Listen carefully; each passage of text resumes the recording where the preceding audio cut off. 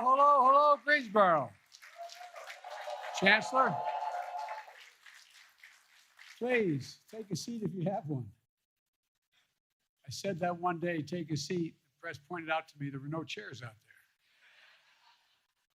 Thank you very, very much for the opportunity to be here. Chancellor, thank you, and thank your wife as well for all you do for educating the future of this country. And I've been impressed. I've been on a lot of university campuses. Matter of fact, for 4 years, I was a full professor at the University of Pennsylvania. And this is really an impressive place with a lot of impressive students.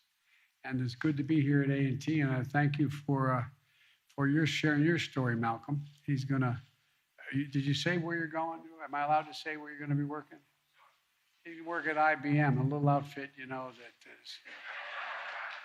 Just remember, when you're chairman of the board, remember me, okay? If I go by and say, hey, Malcolm,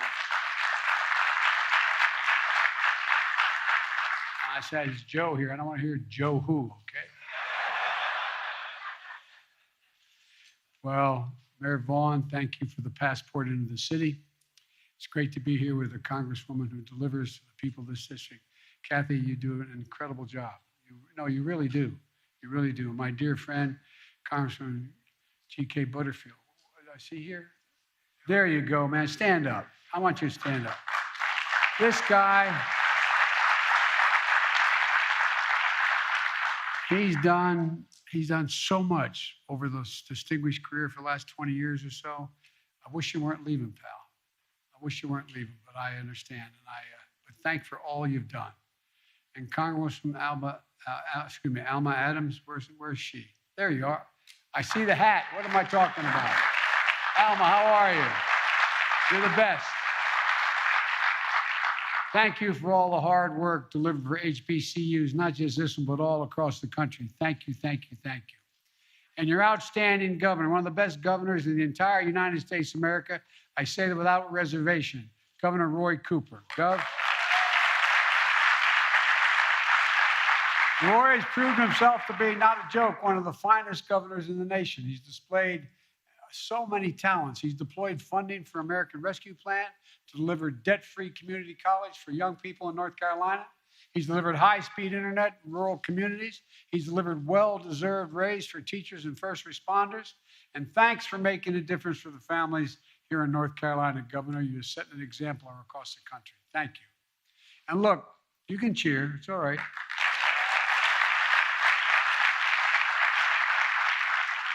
There's a debate in my administration that we never seem to be able to settle. And that is that the vice president is incredibly talented. She's a Howard graduate. A great school. And I hear about Morehouse men from my senior advisor, Cedric Richmond, all the time. And then you got a great university here. But Delaware State. Delaware State. They launched me into my career, not a joke. I got elected to the United States Senate when I was 29 years old, Chancellor. Had to wait 17 days to be eligible to be sworn in, true story. And it wouldn't have happened. And I won by a rousing 3,021 votes. And it wouldn't have happened without Delaware State. What most people don't realize is Delaware has the 8th largest Black population in America. And the fact is that's, as I say in Claymont, Delaware, where I was raised, a little steel town in Delaware, you all brought me to the dance. And but here's the deal. I got a member of my cabinet who is also slightly partial in North Carolina, A&T, Administrator for Environmental Protection Agency, Michael Regan. Michael. Good. Of course, you never hear Michael bragging about the place, as long as you don't have your hearing aid on. But look, he's a proud Aggie, and welcome back to the campus, Michael. And let me tell you, talking about some incredible students here today, I know why Michael's so proud of this school. I really mean it. And A&T is an extraordinary university with a great tradition, an HBCU tradition. You know, more than 180 years of excellence, delivering on that sacred promise we made in America, that every American, every race, every background, every zip code should have a fair and equal chance to go as far as their God-given talents can take them. And you're providing that here, Chancellor, because there's so many great professors here, and the program here is so strong. You're giving people an opportunity to take advantage of their God-given talents. That's why I reestablished the President's Board of Advisors on HBCUs, with not one, but two North Carolina A&T alums on it. Willie Dees and Janine Yisrael. Are you here? Are they here? Stand up, Willie. Stand up, Janine. Thank you.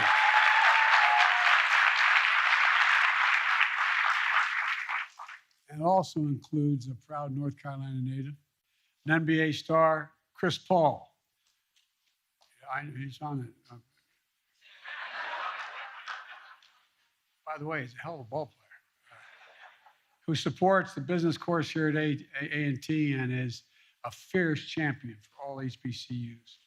That's why I signed an executive order to advance HBCU excellence across the entire administration, everything from policies to funding. And speaking of funding, we were able to deliver more than $5 billion last year to HBCUs and more to come this year. $5 billion. And they said we couldn't do it. But everybody's realized what an incredible asset the HBCUs are. We're also working to increase Pell Grants to help millions of Black students and lower-income families attend community colleges and four-year schools. The reason my wife is not with me today, she's a community college professor and she's teaching as we speak. And I'm here today to talk about my plan to create and expand HBCU programs in high-demand fields like cybersecurity, advanced manufacturing, healthcare, and so much more. And to talk about why it's so critical that we have to invest in American manufacturing. And if my dad were watching now, he passed away, but he's watching, he'd be mad at me and say, "Excuse my back. I didn't apologize for having my back to you. I apologize. But excuse my back, but I'm looking at you." You know, why it's essential that the Congress take action quickly to support American innovation. I said today when I was, we were at the cybersecurity unit, that more is going to change in the next 10 years than it's changed in the last 50 years. Science and technology is moving so incredibly rapidly. It's all part of a broader vision that Vice President Harris and I ran on to build back a better America than even before the pandemic we hit. A better way with better pay, greater dignity for working people, easing the financial burdens of millions of families, and making it in America, as your Congresswoman said, with American manufacturing.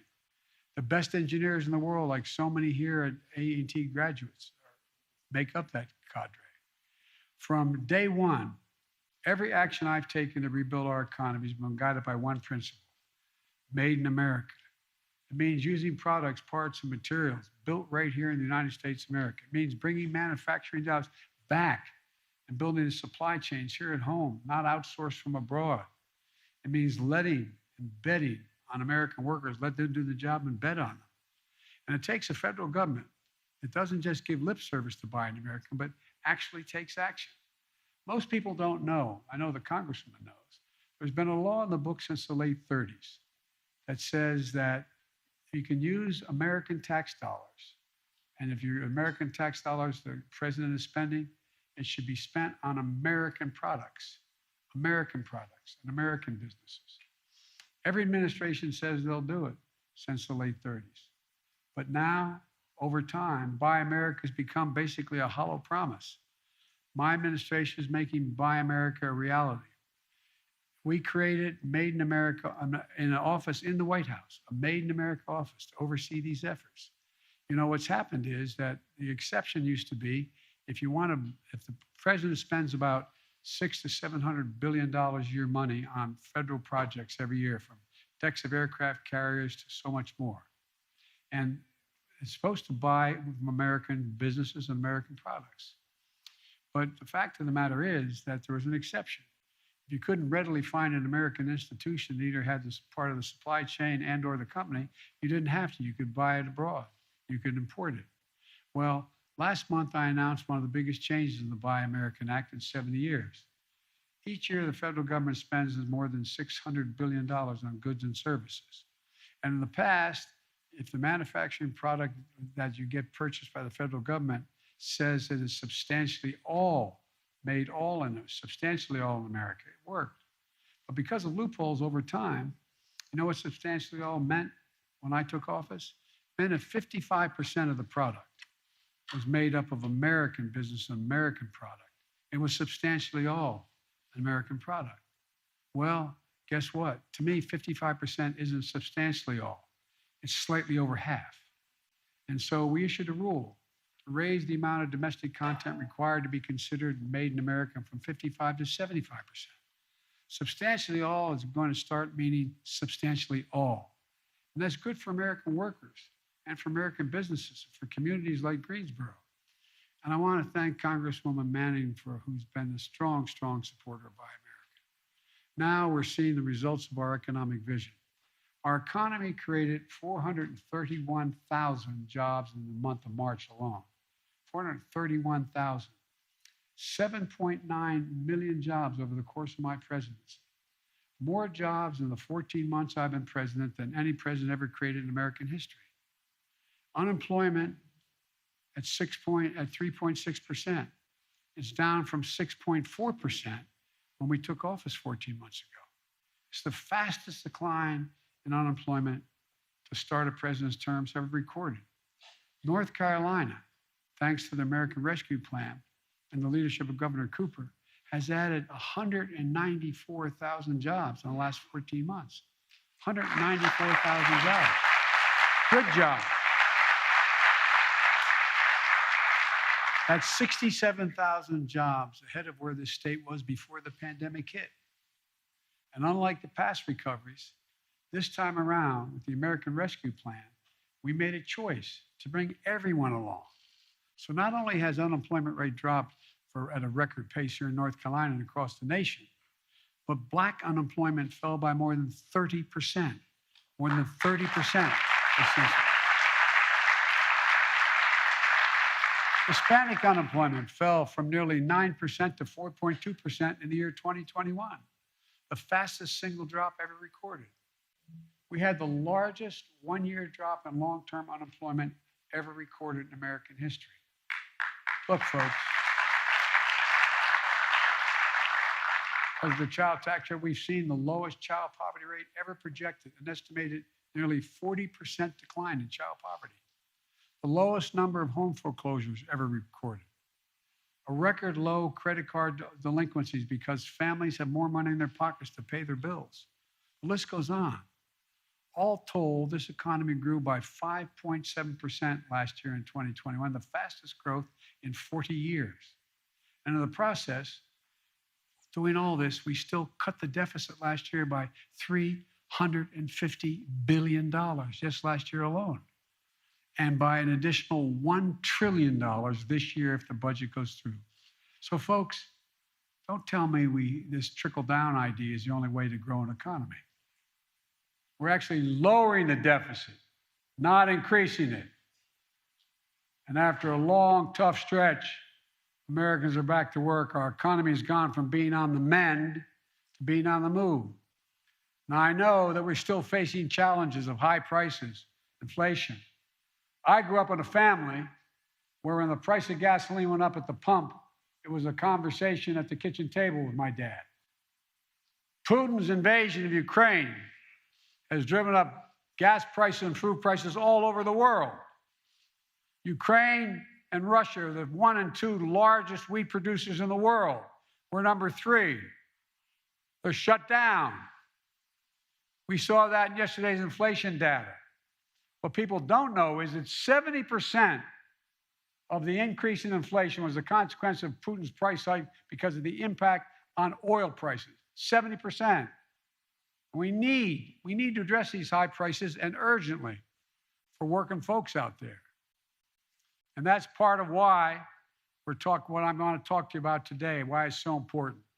When we build more in America, we increase economic capacity, and ultimately it helps lower everyday prices for families. That's what we're starting to see. Look around. American manufacturing is coming back.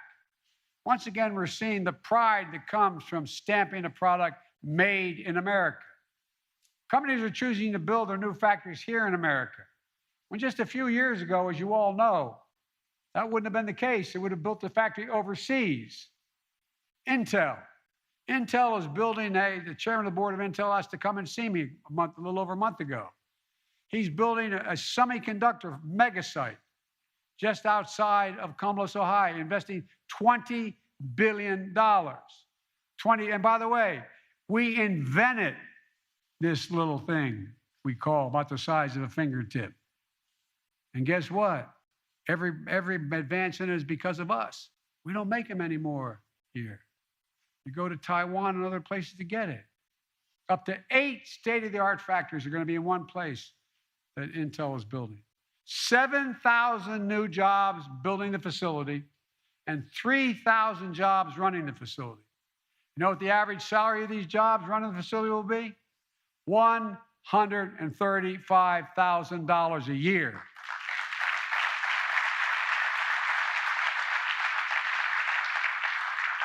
Making computer chips the size of a fingertip that power the world in our everyday lives.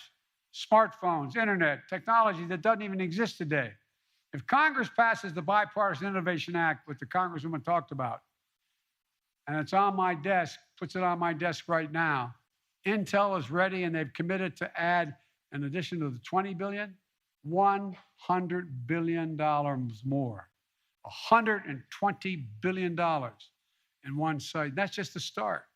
And Intel alone, we're seeing it right here, thanks to the leadership of Governor Cooper and Congresswoman Manning.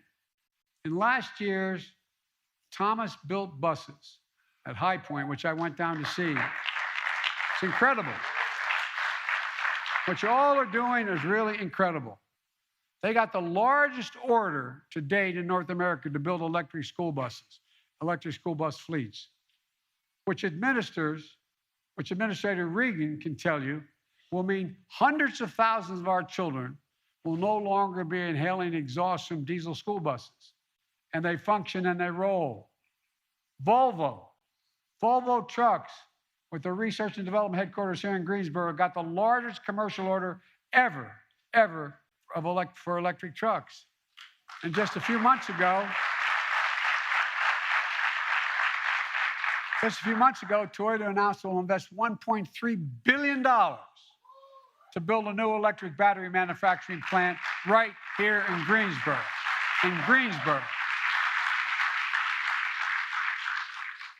folks, you know what that also means? Not just the factory, but the IBEW is going to be putting in 530,000 charging stations throughout America. 530,000. And when this plant comes online, this could produce enough batteries to power 800,000 vehicles per year with room to grow. It's going to create 1,750 good-paying jobs right here in the Greensboro community. And folks, by the way, you know, it's not just, there's a lot else happening if I can divert just a second here. I had Mary Barra, the chairman of the board of General Motors. Remember when about 10 months ago, she was suing the state of California for having a higher standard required for gasoline, have to go more miles per gallon? She was suing them, saying you can't do what the federal government hadn't done. Well, guess what? We had a long talk. No, I didn't know. I mean, it was her idea, not mine. But we had a long talk. Guess what?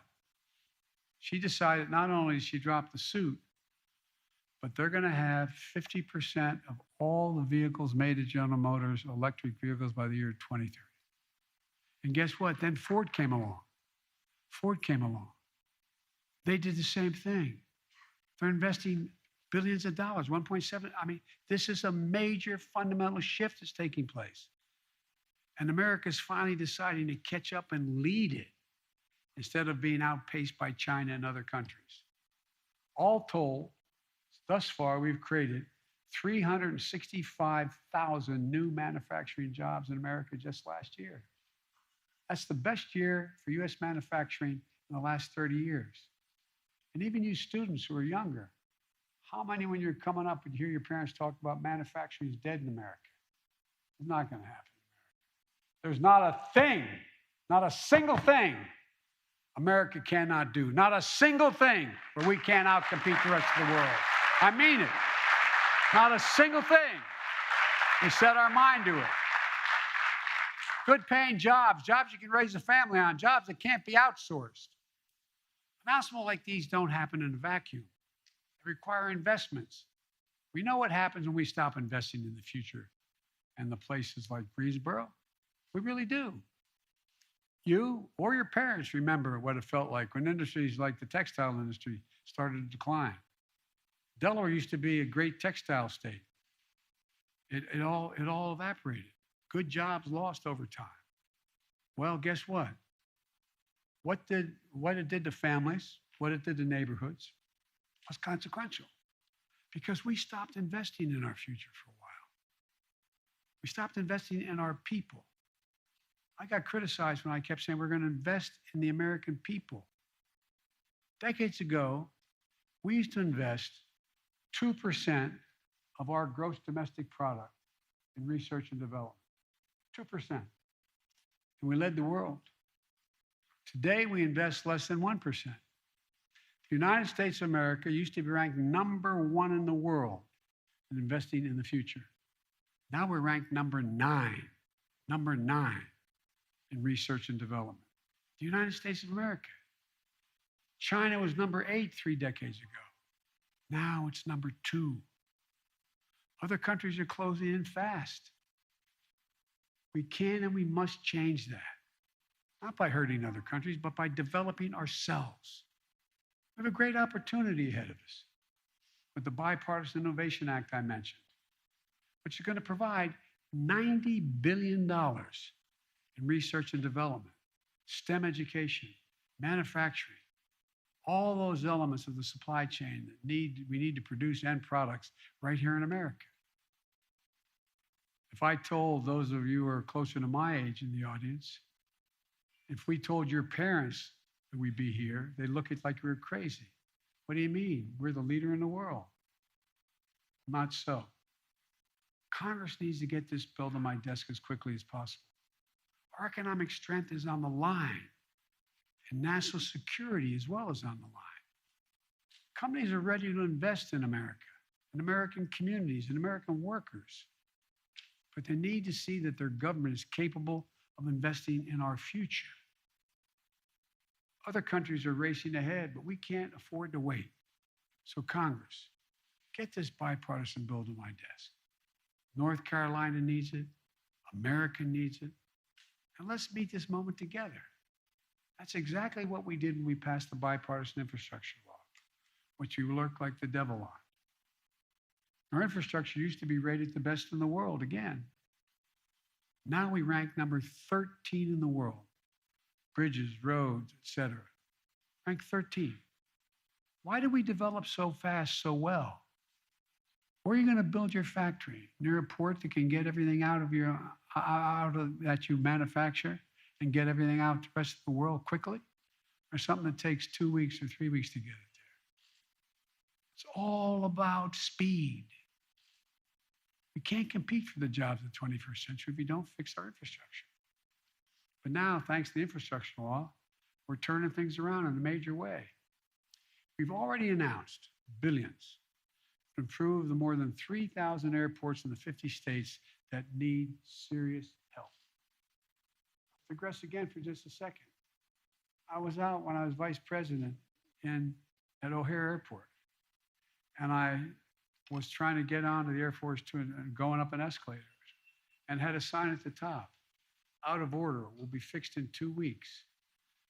Not a joke. The United States of America, one of the busiest airports in the world, fixed in 2 weeks. And I got in trouble because it said if I took you into O'Hare Airport blindfold in the middle of the night and took you into one of China's airports blindfolded in the middle of the night and said, where are you, China or the United States? You'd probably think the Chinese airport was ours because it's so modern, so different. Well, this year, $92 million is available to North Carolina alone to upgrade your airport infrastructure. $92 million. We're modernizing highways, roads, bridges, ports.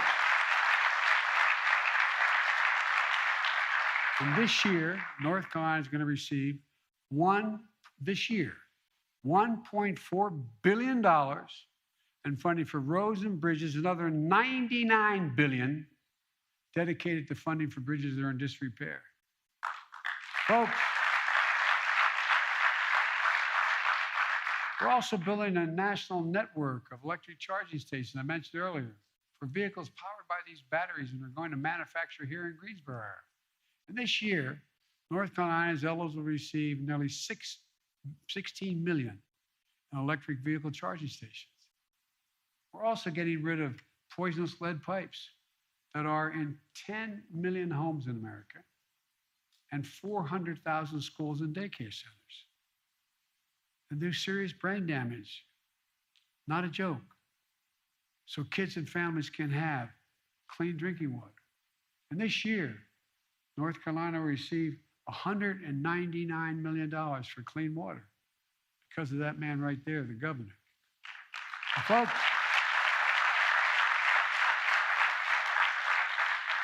we're going to deliver affordable, high-speed internet everywhere in urban America, rural America, suburban and tribal communities. So moms don't have to do this. I wonder if you ever thought this would happen in America. Remember 2-3 months ago when schools were still shut down? Showing pictures of moms and dads driving to the parking lot of a McDonald's so they could connect the internet so the kid could do their homework? Not a joke. Not a joke. What the hell's going on here? All these investments in infrastructure, research, and development, and making it in America are really about one thing: empowering more communities to do what you're doing here in Greensboro, transforming yourself into a city of the future, not the past, where instead of shuttered factories, we're building clean energy technology that's going to power the future in America and around the world. Helping America achieve true energy independence by creating good jobs and fighting for climate change. And if we continue this, we're not only going to be investing here, we're going to export billions of dollars worth of product for the rest of the world. One of the proposals I have I won't go into now is a Build Back Better world. So all those countries in Africa and Latin America and the Middle East who don't have the capacity to make it better for themselves. We cut down all our forests, we're doing fine. Guess what? We're part of the reason for the global warming. A lot of poor countries. Do you realize one of the greatest carbon sinks in the world, absorbing carbon from the air, is the Amazon? The Amazon absorbs more pollutants, more carbon into the soil and the water in the Amazon than are emitted in the entire United States in 1 year, every year. But they don't have the money. But what they want to do, they want to level it so they can farm it, they can produce things on it and use up that sink. You know, and even reinventing the legacy industries that Greensboro has been built on is within possibility. The 21st century smart textiles, they use chips and sensors to do things like regulate temperature in a garment. State-of-the-art facilities that make high-quality furniture. Above all, you're making Greensboro a place where the future is being written, not a joke.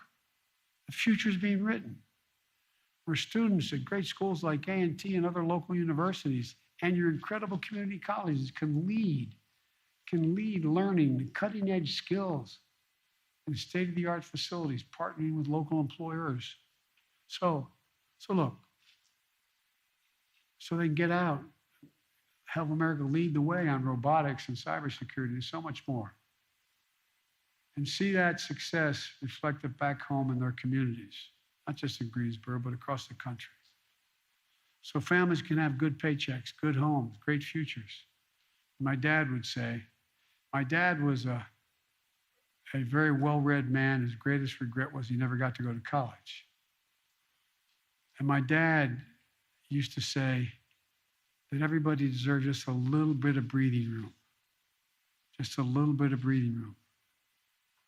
I was raised in a 3-bedroom split-level home when we moved down to Delaware when coal died in Scranton and jobs were gone. And with 4 kids, a grandpa, and my mom and dad. And I remember one day, you could always hear when Dad was restless in the room. I asked Mom on the way to school, what's the matter? He said, honey, Dad's company they said, no more health insurance.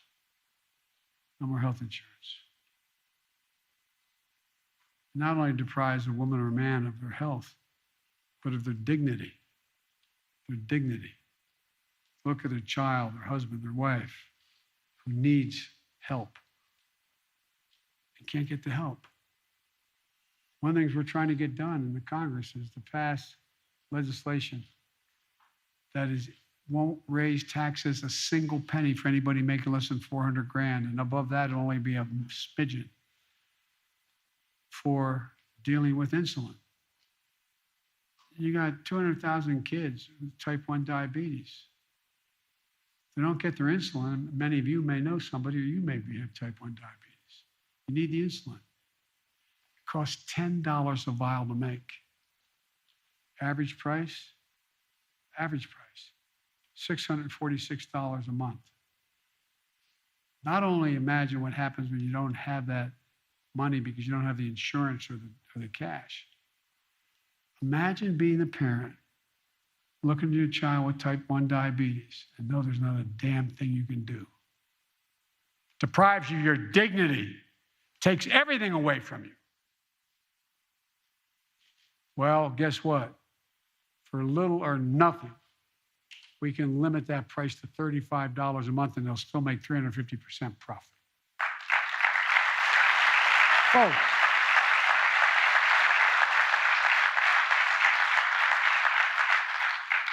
that's the story we got to keep writing. And by the way, I'm a capitalist. I'm not somebody who doesn't think you should be able to go out and make $1 million or $1 billion. Just pay your fair share. Just pay a little tiny bit. Not a joke. The Fortune 500 companies, and I come from the corporate capital of the world. Not a joke. More companies incorporated in the state of Delaware than the entire United States of America combined. And I was a senator there 36 years. But guess what?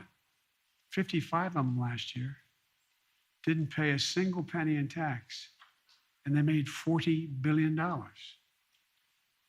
So folks, look, we have to keep going on so many other issues to deliver the promise of America to all Americans. For example, equity and opportunity require more than just economic investment. They require police and criminal justice reform. Even though Congress isn't taking action, my administration hears and sees the people who need it badly. We're making changes in the federal law.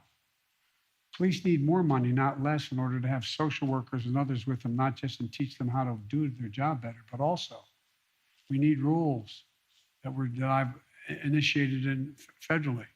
No more chokeholds, no more no-knock warrants, requiring federal agents to wear protective body cameras. We're going to sit back while Republican Congress stand in the way of justice. I'm sorry to be partisan about that, but they are. They're unwilling to do anything. We're taking action. Today, my administration has also released the first ever equity action plan, laying out more than 300 concrete commitments to tear down the systematic barriers that have been allowed to fester for far too long in America. Things like getting pollution out of low-income neighborhoods. You notice they're always the last to ever be touched. In Delaware, a big chemical industry. Well, guess what? The corridor that we run down, going down the state, the fence line communities, the cancer rate, we have one of the highest cancer rates in America. Why? Because all these poor communities live near these stationed near these places. When I was growing up in Claymont, Delaware, not a joke. We lived right on the Pennsylvania border. It was a steel town. More oil refineries in Marcus Hook, Pennsylvania, the bend of the Delaware River than anywhere, including Houston. Guess what? When it got to be fall, I was in 4th grade, and there got a little frost. My mom would get in the car to drive me to school, which was only 3/4 of a mile away, but it was on a highway. Turn on the windshield wiper, there'd be an oil slick on the window. That wouldn't have happened where I live now in a nice neighborhood. Never happened. We're making sure the minority-owned businesses can access capital they need to grow. So no community is locked out of opportunity. Look,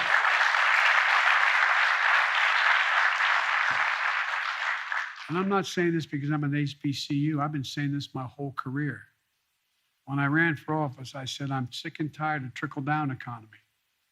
I'm about building from the middle up and out. Because when the middle does well, everybody does. The poor have a way up, and the wealthy do very well. The bottom line is this. The United States is in a position to outcompete the world once again. We have an incredible opportunity ahead of us. We still face tremendous challenges. But if we can keep coming together, invest in the backbone of America, the middle class, our great universities, hardworking families, STEM education, clean technologies for tomorrow, there's simply no limit, I mean it, no limit to what we can achieve. So let's continue giving working families a fighting chance. Let's keep investing in the future of this country, of every community. And let's face these challenges head on. Let's keep building a better America. Because that's who we've been. That's who we are. And we can do this.